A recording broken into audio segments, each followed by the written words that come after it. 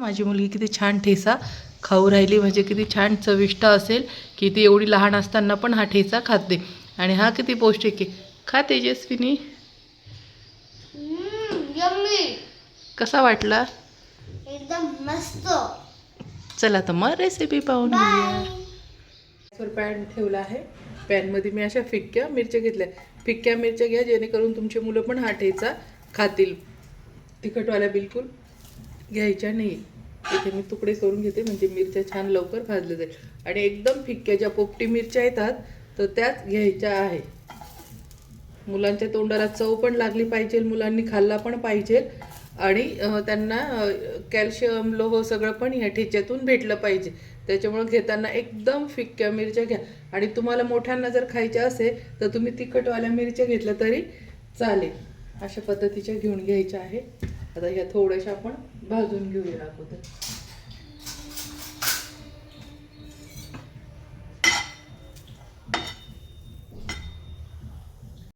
इथे मिरच्या छान भाजलेल्या आहे. आता यात आपण थोडे शेंगदाणे टाकून घ्यायचे आहे आणि थोडंसं लसूण टाकून घ्यायचं आहे. आता हे पण चांगलं भाजून घ्यायचं आहे.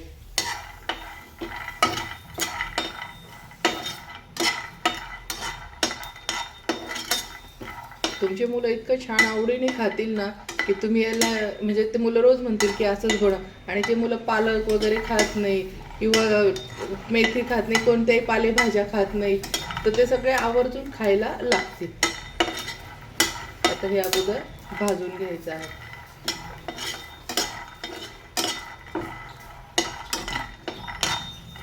मुलांना आता ते बोरिंग त्याच भाज्या द्यायचं बंद करा. त्यांना थोडंसं काहीतरी वेगळं बनवून द्यायचं जेणेकरून ते कसं मग आवडीने खातील. बाहेरचं मागण्यापेक्षा मग घरात पण त्यांना खाण्याची आवड निर्माण होईल.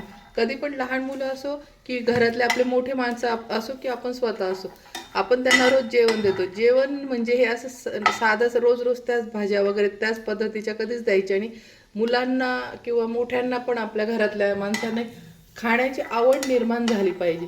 पोटाला भूक लागली म्हणून पोट भरायचं असं कधीच द्यायचं नाही. एक जेवणाची खूप आवड निर्माण झाली पाहिजे. हा मस्त आज काय स्पेशल आहे, आज वेगळ्या पद्धतीची भाजी. समजा रोज आपण मेथी असो किंवा वांगे असो किंवा कुठल्या भाज्या नेहमी शेंगदाण्याचं कूट किंवा काळ्या मसाल्याच्या वाटून भाज्या दिल्या, आपण स्वतःही बोर होतो आणि खाणारे पण खूप बोर होतात. त्याच्यामुळं कधीच असं एकच तेच देऊ नका. त्याच भाज्या आपल्याला काही विकत आणायचं नाही. आपण ज्या रेग्युलर स्वयंपाक करतो खेड्यांमध्ये असो की शहरात असो कोणत्याही भागात आपण ज्या साध्या घरातल्या भाज्या करतो त्याच भाज्यांना आपल्याला फक्त थोडंसं वळण वेगळं द्यायचं आहे आणि वेगळ्या पद्धतीच्या करायच्या आहे. आता इथे मी एक टोमॅटोच्या अशा 4 फोडी करून घेतलेल्या आहे. बघू शकता एक टोमॅटोच्या मी 4 फोडी करून घेतलेल्या आहे. आता हा टोमॅटो पण छान असा याचाच आपण भाजून घेणार आहोत.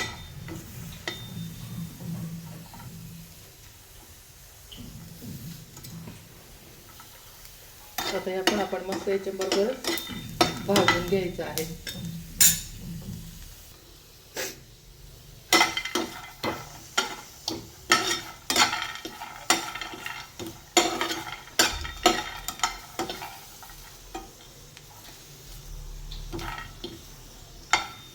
आता यात थोडीशी कोथिंबीर टाकून घ्यायची आहे.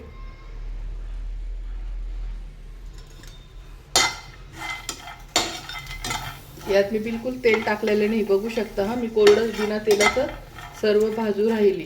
त्याच्यात आता आपल्याला एक थेंब पण तेल टाकायचं बिलकुल नाही.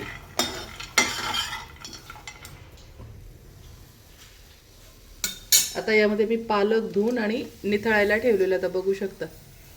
आता हा पालक पण आपण यात असा हाताने तोडून आणि टाकायचा आहे. तोडायचं म्हणजे असे बारीक तुकडे नाही करायचे, 1 ते 2 असे तुकडे करून टाकायचे आहेत. याच्यात मी तुम्हाला ते सांगते, यात मीठ किंवा तेल काहीच टाकलेलं नाही आहे अजून.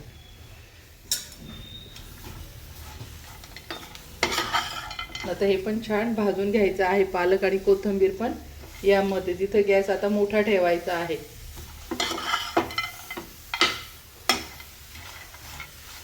पालक मस्त भाजून घ्यायचा आहे सर्व.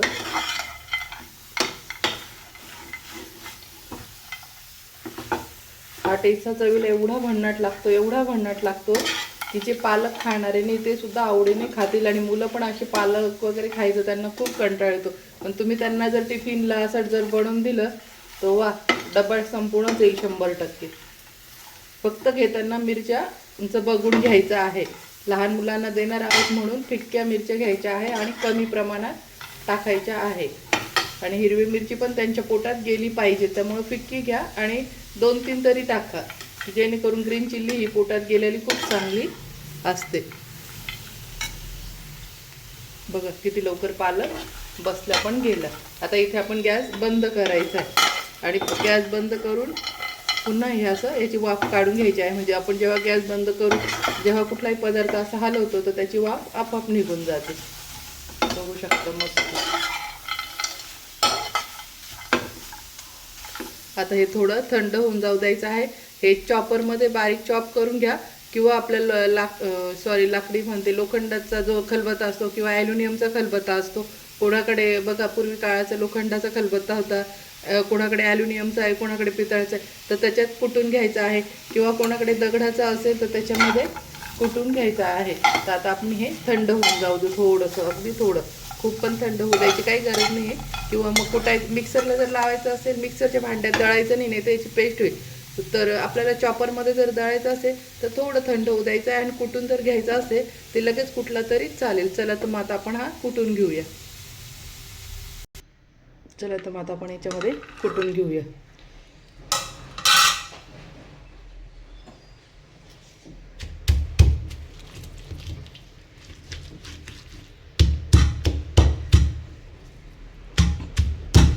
आता इथे अजून मीठ वगैरे काहीच टाकलेलं नाही आहे. अगोदर आपण ठेचा मस्त असं यात कुटून घ्यायचं आहे.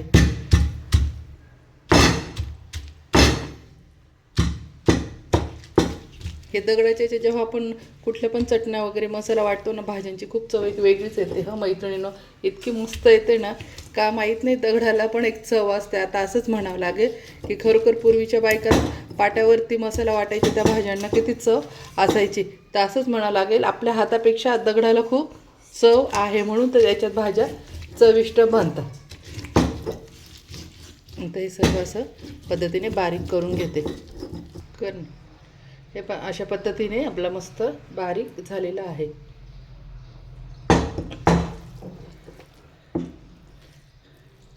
मस्त, वा, एकच नंबर. आताच असं झालंय, मस्त खाऊन घ्या. आता हा जो गोळा आहे तर हा तुम्ही भाताबरोबर पण देऊ शकता, मुलांना पोळीबरोबरही देऊ शकता. चला तर मग आता पुढची प्रोसिजर दाखवते.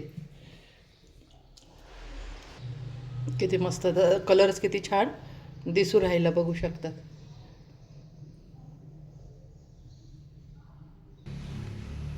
इथे पॅन तापला आहे. पॅनमध्ये आपण आता थोडंसं तेल टाकून घ्यायचं आहे. थोडंसं आता इथे जिरे टाकून घ्यायचे आहे. त्यानंतर आता इथे आपण कांदा टाकून घ्यायचा आहे.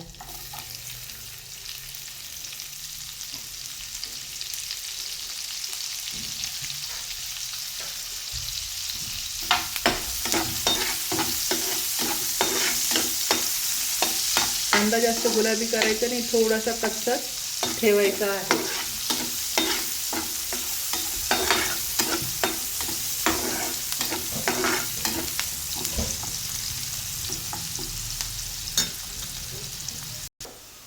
आता यामध्ये आपण जो वाटलेला आहे पालक मिरचीचा ठेचा तो टाकून घ्यायचा आहे.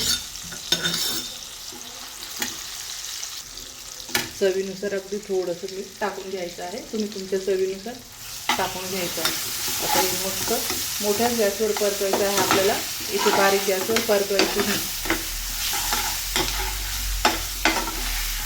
मस्त झालं बघा शकता, याला काहीच वेळ पण लागत नाही. पण आता मैत्रिणींनो, तुम्हीच मला कमेंटमध्ये सांगायचं आहे की असा जर पालकाचा ठेचा राहिला, नेहमी पालक मुलांना किंवा घरात पालक म्हटलं का कंटाळा येतो, पण असा जर ठेचा बनवला तर आपण किती भाकरी किंवा पोळ्या खाणार आहे सांगा बरं. आणि जो नाही खाणार आहे तो खाणार की नाही हे तुम्हीच मला कमेंटमध्ये सांगायचं आहे नक्की. मस्त झाला. पण आता इथे लगेच गॅस बंद करून घेतला. हा झाला आपला छान ठेचा. बघू शकता, मी तुम्हाला जवळून पण दाखवते. बघू शकता ना किती चमचमीत झालेला आहे. हा अक्षरशः म्हणजे आजारी माणसालाही दिला तर त्याच्याही तोंडाला चव येणारा ठेचा आहे. आता हा तुम्ही पराठ्याबरोबर द्या, पोळीबरोबर द्या, मुलांना मस्त टिफिनला पण तुम्ही देऊ शकता. ते किती छान. आणि जर समजा सकाळची स्कूल असेल तर तुम्ही हा रात्री पण करून ठेवला तरी चालतो. सकाळी फक्त गरम करून देऊन द्यायचा. म्हणजे जसं आपण आता कुटून घेतलं तसं कुटून आणि डब्यात फ्रीजमध्ये ठेवून द्यायचं. सकाळी मग कांदा, जिरे, तेल आणि मीठ टाकून असं परतून टिफिनला देऊन द्यायचं आहे. मस्त. चला तर मग भेटूया अशाच नवीन नवीन रेसिपी पाहण्यासाठी. तोपर्यंत माझ्या चॅनलला लाईक करा, सबस्क्राईब करा आणि शेअर करा. तोपर्यंत मस्त खा. आणि आता चला तर अशाच नवीन नवीन रेसिपी पाहण्यासाठी माझ्या चॅनलला जास्तीत जास्त शेअर करा.